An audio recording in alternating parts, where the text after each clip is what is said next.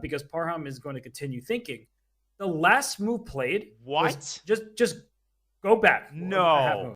move. Yes, go back a half move. The last move is knight f3 No. to h2 in a Najdorf. What in the world is this, you may ask? Why would you undevelop your piece? That knight is heading right to g4. And what it's trying to do, this is a key principle in the Najdorf. Look at the d5 square. That pawn e5 cannot move backwards. You cannot cover the d5 square with a pawn, which means it is vulnerable. So he is trying to swap off that knight on f6. And you often see, if you put the knight back on f3, I mean, you can just show it here as well. You often go like knight d2, knight c4, knight e3, something like that. He's saying, let me be a little bit more direct by playing knight h2 to g4. And instead of bringing a second knight to the d5 square, let's just remove the defender of that square. This is weird stuff. It also opens up the f2 pawn to go to f4 at some moment. But knight g4 is the main idea here. And Parham clearly has not seen this line before. It might be a novelty. It definitely might be a novelty. And this is a kind of move that is congruent with the Najdorf's theoretical history.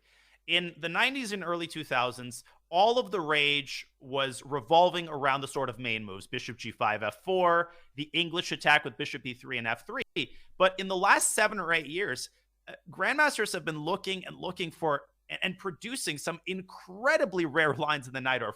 If we just go back to the position after a6, you've had queen f3, you've had even h4. I played that move.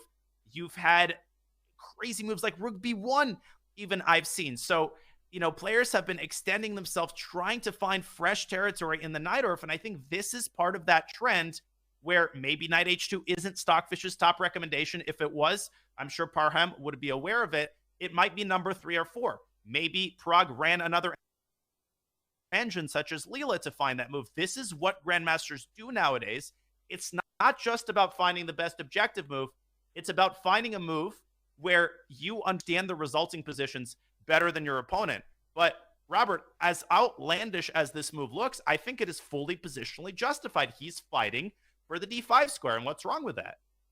It's a good decision. And Praggnanandhaa, he is a young player. It means that he is willing to take risks, but this isn't even that risky of a move. He hasn't thrown pawns forward and they can't move back.